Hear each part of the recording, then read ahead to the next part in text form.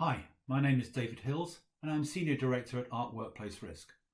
We're working to develop a series of short, informative videos on the key elements of the new Building Safety Regime, the Building Safety Act and associated legislation. This is our second video on safety cases and safety case reports. In the first video we looked at the differences between the two, as well as looking at what information is necessary in order to complete a safety case report. In this second video, we'll now be considering how the safety case reports can be written, who can write them, the importance of keeping them up to date, and consider what could go wrong if we do not get this right. Whilst the safety case is all of the information and the systems and arrangements that you have in place within your building considering both fire and structural risks, the safety case report is a narrative document that brings together and justifies the safety of the residents in your building. The safety case report is not just simply a list of all the information that makes up your safety case for that building, or just a copy of the fire risk assessment. The report provides a detailed summary of the information that you have gathered and assessed. It links and provides references to all of that detailed information and also explains how the information demonstrates that all reasonable steps have been taken, showing very clear links between the systems and measures you have in place and the identified risks. So, who can write a safety case report? As we discussed in our first video, your safety case report is going to detail, as part of the new regime, to both yourself and to the regulator that you have everything in control and that your building is safe.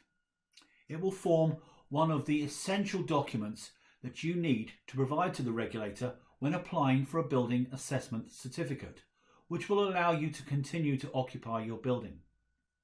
Getting it right is vital, and it is therefore essential that this report is developed by a competent person, a person who understands not only the building, but how all of the various elements, the systems, the arrangements and the measures you have in place work together.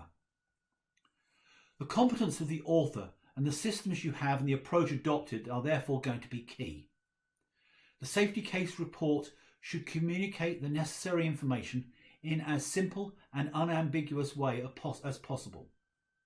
There is a common misconception that safety cases are huge, cumbersome and unwieldy documents, and that their quality is measured in volume. Look, safety case reports have to cover a lot, but they do not need to be too bureaucratic, too repetitive, or comprise of impenetrable detail and documentation. They should focus on the key elements and the need to justify what you have in place.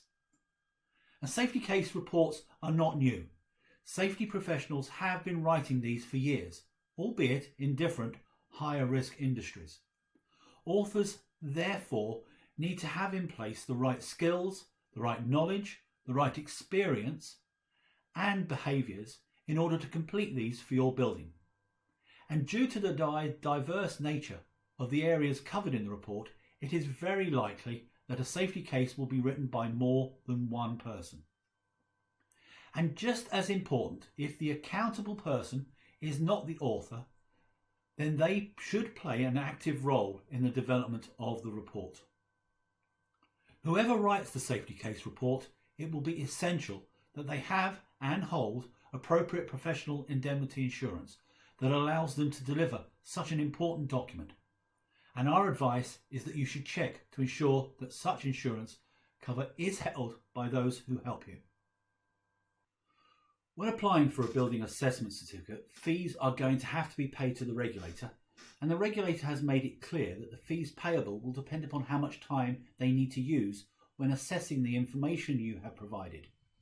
Therefore, a well-developed, good, structured safety case supported by good systems and based upon evidence is going to save you money.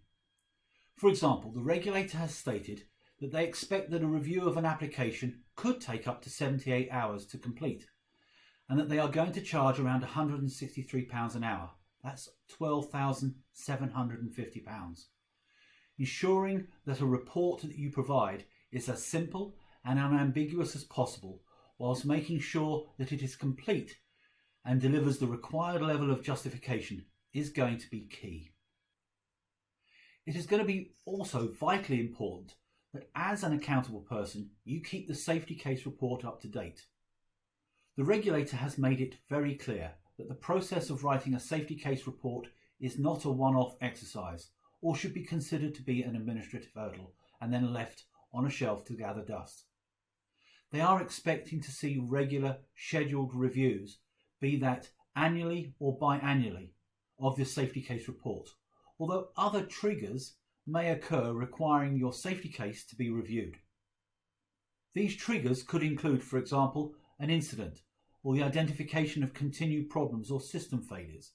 That could include a fire or a structural collapse. It could include continued failure in equipment, or even significant dips in performance or consistent complaints from residents. Additional triggers could include, for example, changes to your building or to the residents, or even to key people involved. So refurbishments or changes to equipment or the introduction of a new accountable person would also trigger a review. Changes in legislation, guidance and standards are also triggers that need to be considered, and therefore you will need to have to make sure that your safety management system has in place arrangements to help you keep up to date with legislative changes. The review process should involve those who actually hold accountability, as this will ensure that the resources are made available when they are needed. You'll also need to make sure that any digital system or platform you use continues to be in line with any reviewed safety case report requirement, which may mean reviewing or updating multiple systems. Finally, where a change to a safety case report is made, then it is important to share those details or such changes not only to the regulator, but also to the local fire and rescue service and the residents themselves. As an accountable person responsible for the high-risk residential property, you can see that what we have discussed so far, that the Building Safety Act will require you to produce a document that clearly demonstrates that you have not only in place but also understood all of the different types of safety measures you have taken and are taking, but also the reasons you have taken these measures, how they work, how they interact with each other, and very importantly, that they are all performing at the right level and are effective. As an accountable person, therefore, having access to ongoing reporting on the effectiveness of all of these systems is vital. As the regulator has made it clear, you will need to show a good amount of awareness of all of the measures you have taken, the current condition, the performance, and how well they are being managed and maintained. Effective management, monitoring and reporting on your safety case is an essential element in the arsenal of the accountable person in meeting the requirements and intent of the Act. So what if we get this wrong? There are many new sanctions that are included within the Act that can be applied if things go wrong. These can include legal sanctions, such as up to a 2-year jail sentence and unlimited fines, or both. The loss of key personnel due to sentencing or disbarment. Your building, for example, being taken into special measures, meaning the loss of operation, the loss of management, and loss of financial control.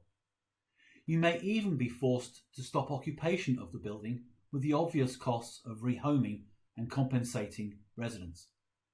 But getting this wrong will also affect your reputation, the ability to attract investment, the ability to attract leaseholders, and of course, long-term loss of financial track record and holding an enforcement history.